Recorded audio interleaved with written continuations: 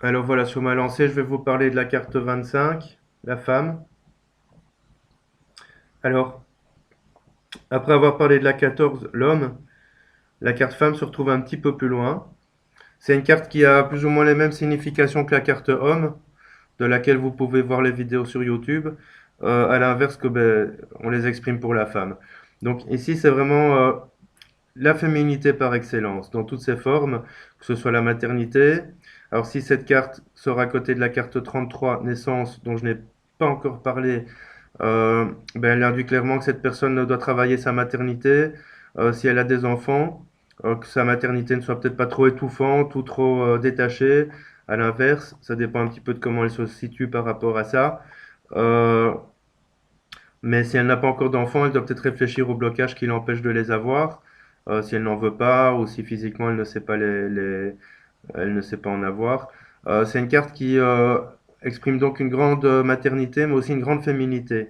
Mais attention parce que la féminité, par excellence, c'est tout ce qui touche aussi au sixième sens, à l'intuition. C'est un petit peu la lune, en quelque sorte.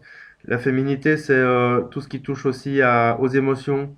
Alors, si vous avez en plus la carte numéro 5, l'eau, juste à côté, ça induit clairement que la personne va devoir un petit peu travailler sur ses émotions. Alors, quand il s'agit d'un homme, ça signifie clairement que cette personne a peut-être tendance à ne pas valoriser son côté féminin, donc son intuition. Et si s'il s'agit d'une femme, ça veut peut-être dire qu'elle a tendance à se laisser déborder par ses émotions. Donc, l'idéal, c'est de trouver une certaine constance par rapport à ça. Alors, quand c'est un homme qui tire la carte et que cette carte se retrouve dans la position du consultant, donc la première carte sur le tirage, ça induit que cet homme a peut-être justement un côté féminin trop développé et qui va devoir travailler ça pour trouver un équilibre entre les deux. Parce que l'idéal, évidemment, c'est d'avoir féminin, masculin en équilibre. Il ne faut pas que l'un soit là et que l'autre soit là, ou inversement, etc., etc. L'équilibre, c'est avoir autant de travers féminin que de travers masculin, de qualité, de défaut. Pourquoi? Parce que ça permet déjà d'être bien sur son axe au niveau énergétique, mais au-delà de ça, ça permet d'être assez stable au niveau de ses émotions et de ses intuitions.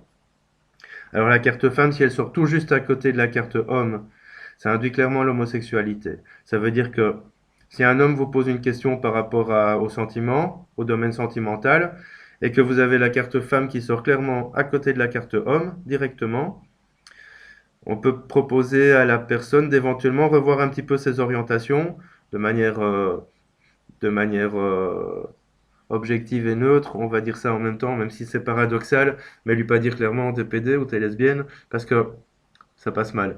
Donc, inviter la personne, si c'est un homme ou si c'est une femme, à se poser la question de ses orientations, parce que si cette personne n'a jamais été épanouie en couple avec le sexe opposé, peut-être que cette personne a des attirances qu'elle se cache ou qu'elle ne veut pas admettre, ou que ses croyances induisent qu'elle ne peut pas aller vers ça.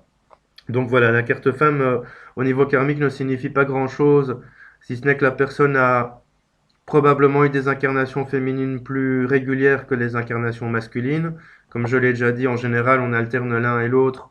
On vit parfois 3 vies hommes, puis 3 vies femmes, ou une vie homme, une vie femme, ou 10 vies hommes, 10 vies femmes, ou 5 vies hommes, 10 vies femmes, et puis 5 vies femmes. Enfin bref, bon, on doit trouver l'équilibre entre nos incarnations, parce que c'est au travers de chaque incarnation et de chaque sexe qu'on incarne, que d'une part, on parvient justement à trouver cet équilibre. D'autre part, on s'incarne souvent en choisissant le sexe le plus adapté à notre mission de vie.